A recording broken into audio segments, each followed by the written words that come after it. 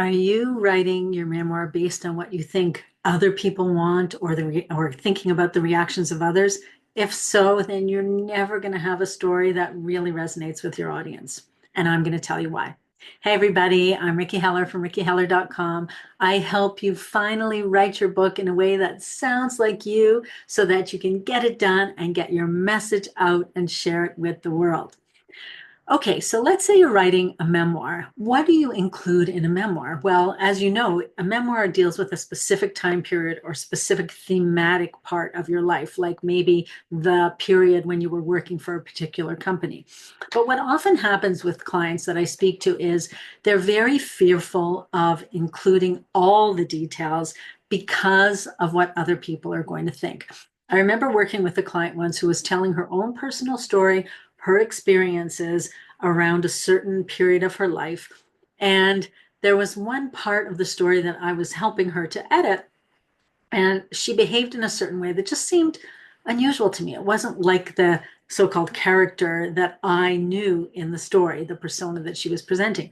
And when I asked her why, it had to do with something that had happened when she was a young girl. There had been some abuse, and it was just a sort of instinctive reaction to somebody else's behavior.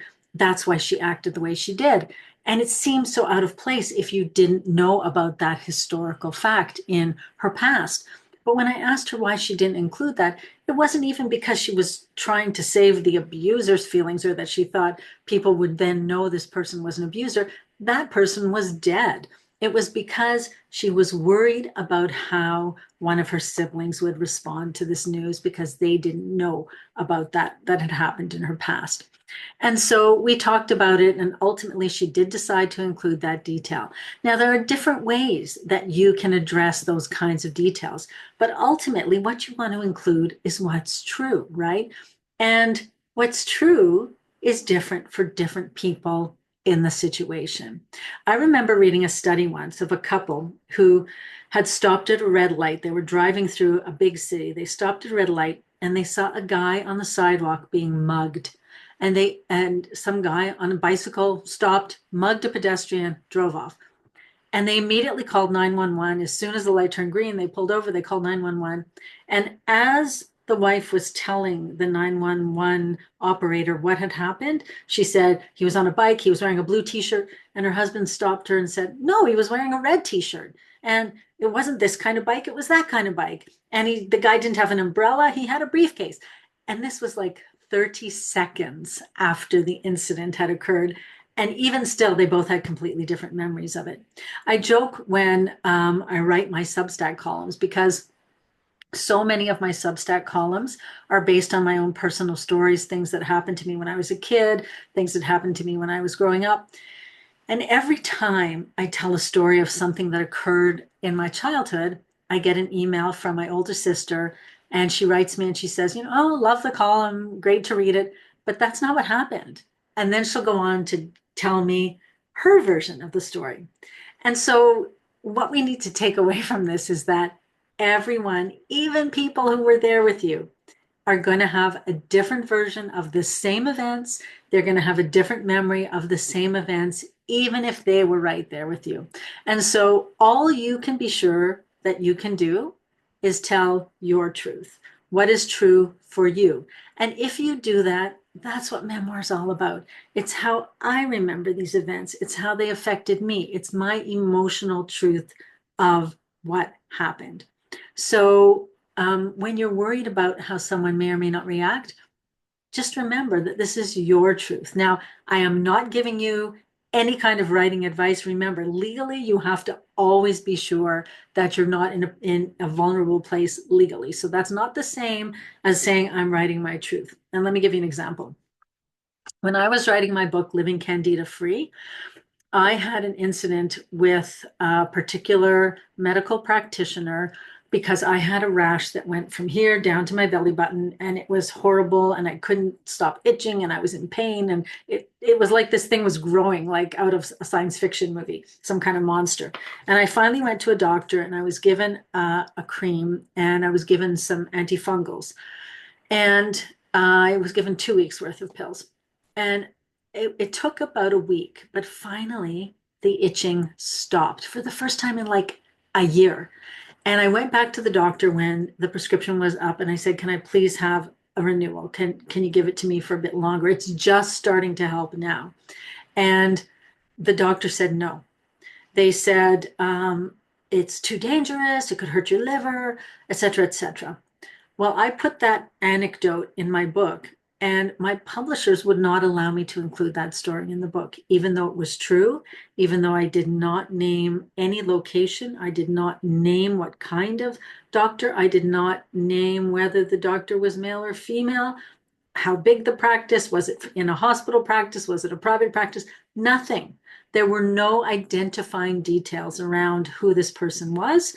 However, my publisher said, no, that will make you legally vulnerable. If somebody thinks it's them, then they might try to pursue this legally. So how do you get around that, right? Like, what if I do want to tell the story of something that happened to me when I was young? Now, this is totally fictional. So I'm just going to create a fictional story for purposes of illustration. Let's say a cousin of mine abused me sexually when I was a kid. How do I get around that if I want to tell a story that is true? I want to tell my truth, obviously. Well, some of the recommendations from people who write memoir are you can alter the details in terms of who it was. So instead of saying cousin, you might say it was a stranger or was a date. You can alter the year or the place that it happened, or specifically what happened. So if somebody was sexually abused, they may change the story to say that they were physically abused or that there was a drug abuse issue or something like that. I would be very curious to know. At the moment, I'm reading Cheryl Strayed's Wild, and I would be so curious to know which of those specific incidents really happened exactly as described, and which are situations where maybe she tweaked the details to mask the identity of certain people, because that's what people do in memoir all the time, especially if the people you're writing about are still alive. If they're not alive, then sometimes you may decide to write about it anyway. Now, that's not to say that your memoir then is a lie, because again, if the scenes that you include convey the emotional reality for you at that time. So let's say for me in that scene with the medical professional, I came to a particular realization. What that did for me or to me was it made me realize nobody in that profession is going to help me. I need to be my own best advocate. I need to find a way to clear my candida myself. And that's really what ended up happening. And that's what the rest of my book was about, the story, my personal story, which was kind of a short form memoir in my book, Living Candida Free. That's what that story was really about, is how I found out what to do for myself and how I ended up getting down the road to a place where my candida was cleared. So those are the kinds of things you want to think about.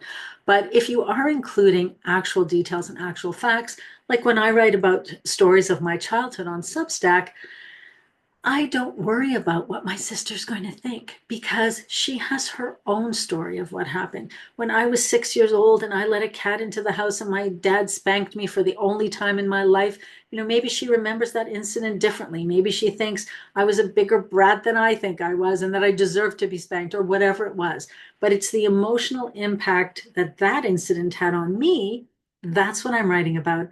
And I'm remembering it as it happened for me. And I think that is one of the learning tasks that we have as memoir writers. Yes, of course, you need to do all the other aspects of writing. You need to remember what happened. You need to put it in an order that makes sense. You need to see how you, as the protagonist of this story, changed from the beginning to the end. What was the transformation that happened, and so on. But I think one of the personal tasks that we have in this realm of memoir is learning to be immune to what other people are going to say about it. Because ultimately, it has to be your story or it won't resonate for you. And the reality is, if it isn't true for you, it's not going to ring true for your readers. They're going to sense that you're holding back, that you're not telling the truth, that what you're saying didn't really happen the way you present it. So I hope that makes sense. I hope that's helpful. That's how you can learn to write a memoir that's based on your own personal truth and your own goals as a writer, and not worry too much about what other people are going to say, because they're entitled to their truth, and you can't change the way they might remember the story. So if you would like more information about writing your book, if you'd like help writing it with accountability and feedback and support, I would love to work with you as a coach.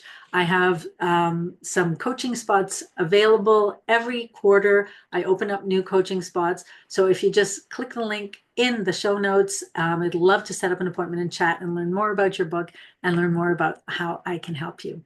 I'm going to keep talking about this issue and how can we write a memoir that resonates in the next couple of videos. So stay tuned for next time, and we'll continue talking then. All right, everybody. Hope to see you next time. Take care.